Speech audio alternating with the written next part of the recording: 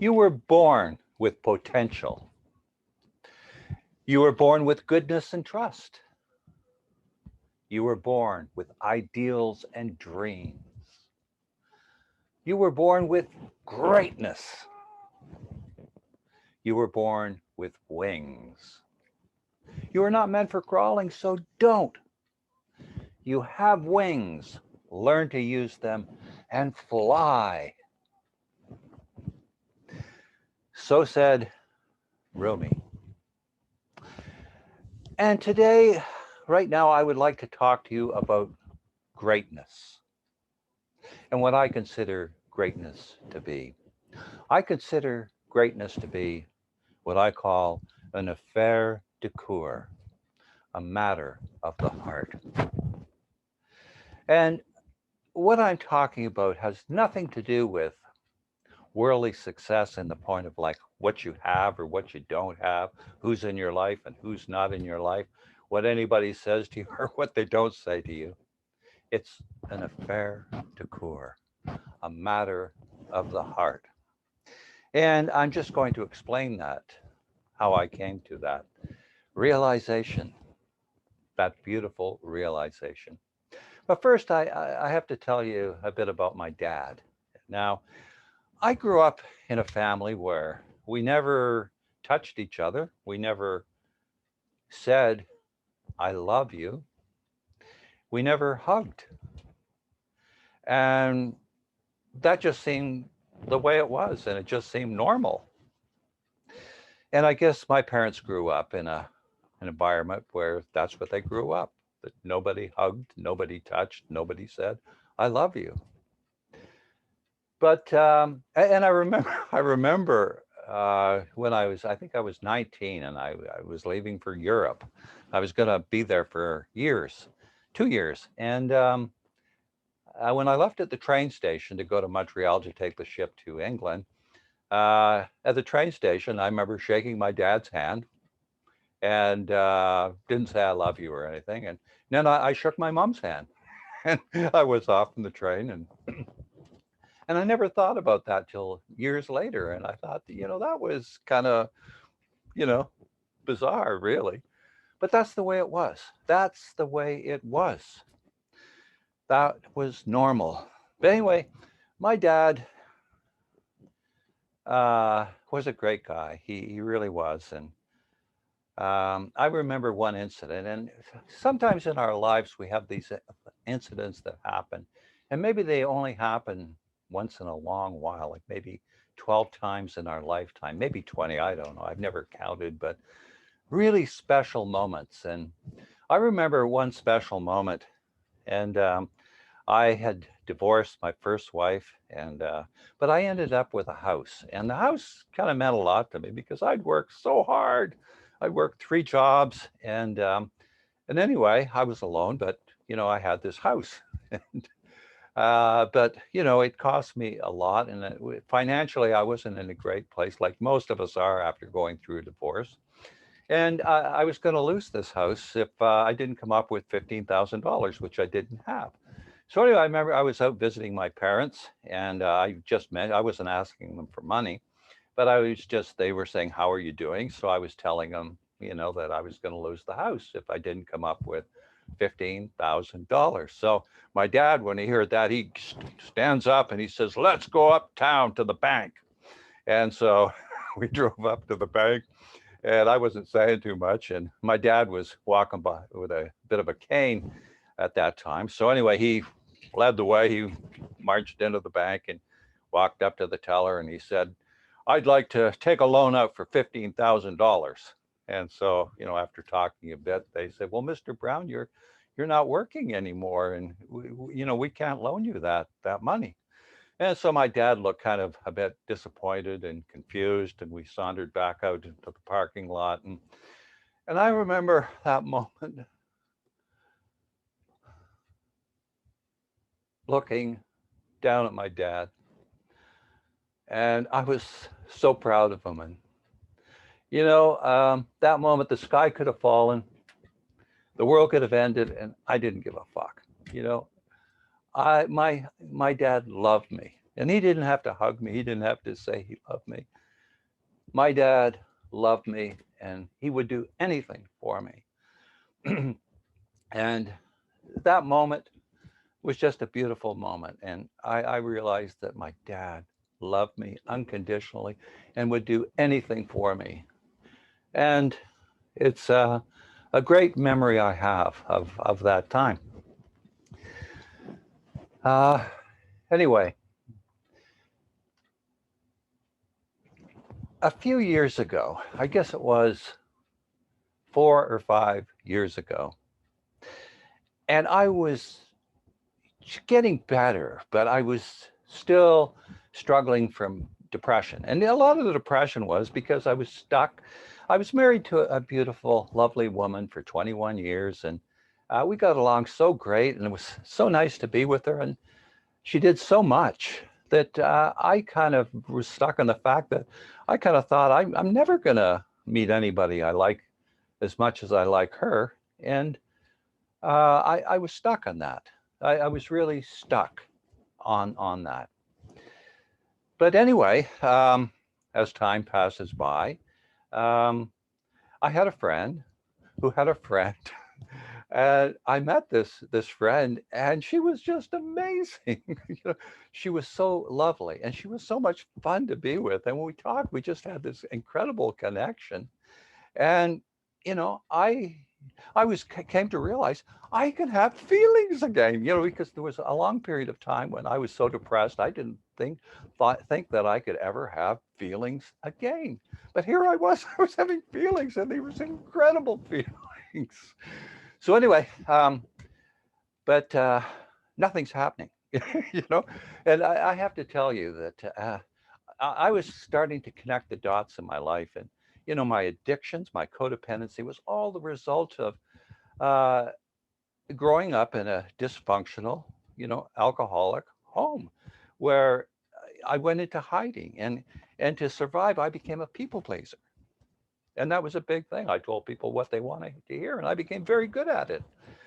And I also lost my identity, my real identity, the person I am, went into hiding.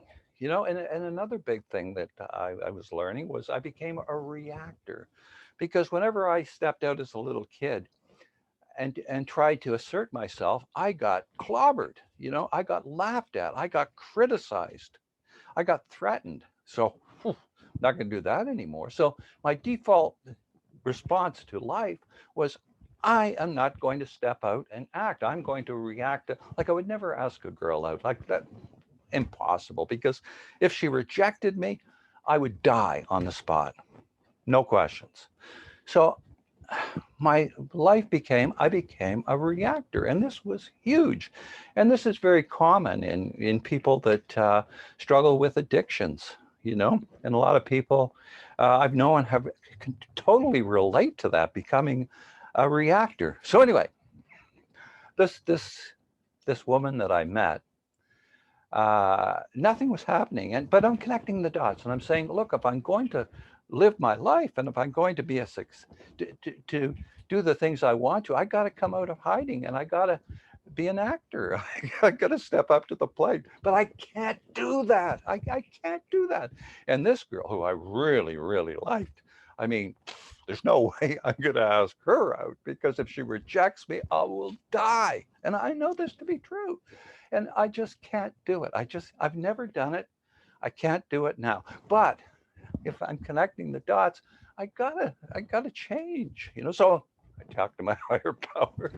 You gotta help me out here. Like, I can't do this. I can't do this.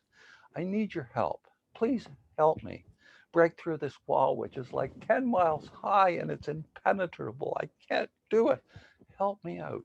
Help me to become an actor, and be able to step out and take charge of my life. So anyway, one day, the three of us are together, but the other woman had gone to her car, so there was a moment, and I'm standing on the street alone with this woman, and I just say, kind of in my mind, I say, I'm going to go for it. So I look at her and I say, I like you.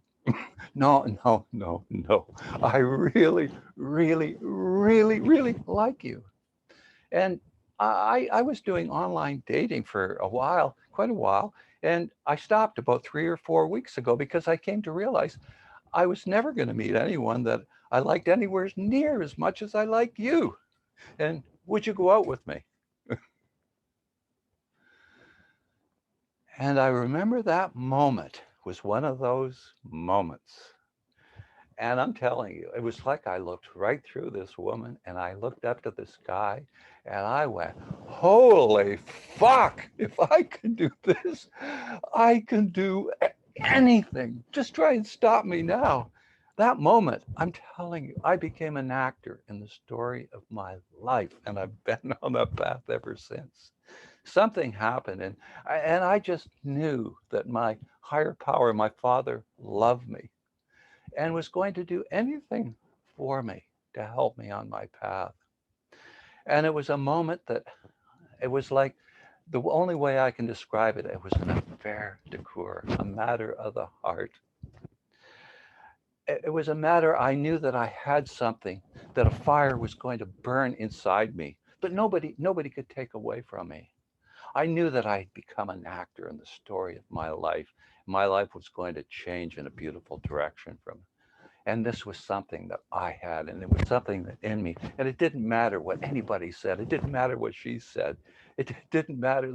The sky could have fallen. The world could have. It didn't matter because that moment, I knew my father loved me. And I knew my life was going to change. And I knew that a fire was burning in my heart. And it wasn't what I had or what I didn't have. It wasn't what people said to me or didn't say to me. It was something I had. It was something that now I had. And nobody could take it from me. And it's the most beautiful feeling I've ever known. A friend of mine, and I've been on that path ever since. That moment, I became an actor in the story of my life. And nobody can take that from me. And to me, that is just such a great hurdle that I couldn't possibly do on my own. I have a good friend, and his name's Trevor. He knows me really well. He's known me through, the hard times too. But anyway, he says quite often. He says, Robert, he says these last few years, it's like you've been on a pink cloud. And I kind of joke with him about that. This is Robert calling from the pink cloud because it's true. It's true. An affair de coeur, a matter of the heart, a fire that burns within, is like being on a pink cloud. And it's something that nobody can take you from. And I'm just thinking about this as I'm speaking, but what I was learning, what was happening to me was kind of similar to what Viktor Frankl had said in his work, Man's Search for Meaning. And Viktor Frankl learned this in the concentration camps.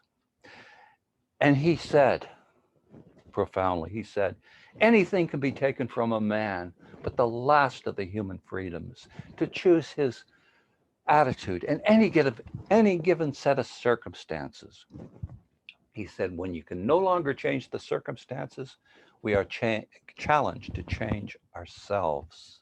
And the real kicker is, he said, between stimulus and response, there is a space. And in that space is our ability to choose our response. And in that response is our growth and our freedom, our freedom. So anything can be taken from a man, but the last of the human freedoms. And for me, choosing to be able to be an actor in the story of my life is such a huge thing to crash through and to become and to be a part of my life. And the only reason I'm here doing this right now is because I've chosen to be an actor in the story of my life. And I've chosen to come out of hiding. And I've chose to share these stories, these beautiful stories that are such a part of my life and are true and are real. What happened to me is real. And it's been, I don't know, at least a good 4 or 5 years now that I've been on this pink cloud. But it's not so much a pink cloud. as it's just the fact that it's an affair de coeur. I realize that I can live in the moment, and this is the huge thing. I live in the moment, and all that matters is right now. All that matters to me right now is I'm trying to do the best I can to to give to you what I have, to explain it in a way so that you will understand it, and you too. The same thing can happen to you if you choose, if you choose to follow the same path. But an affaire de coeur is uh, it's a reality for me. It's a beautiful thing. So anyway, and Viktor Frankl learned that during the concentration camps, and he chose to be there for the other people that were, because it couldn't have been a worse situation. So what I'm saying is, it doesn't matter what I've learned. It doesn't matter really what happens to us. It doesn't matter what people say to us, or what people don't say to us. It doesn't matter what we have or what we don't have. That for me, to me, the greatest success I have is something that happens inside. It's an affair de coeur. It's a matter of the heart. And when you have it, it's something that nobody can take from you. Nobody can take this from you. It's yours. It's beautiful. So anyway, um, I hope I've tried, and like I say, these podcasts that I'm doing, I like to think I'm doing them live, like I'm having a conversation with you, because I'm only doing them once, or like I was, doing on stage doing a presentation. You only get one shot, and you give it your best shot. But I really like that. I really like being just being me, and just being able, because I can do this again and again. Every time I do it, it'll be a little bit different, but I know what I'm talking about. And so anyway, this has kind of been fun sharing that with you, and I hope you enjoyed it.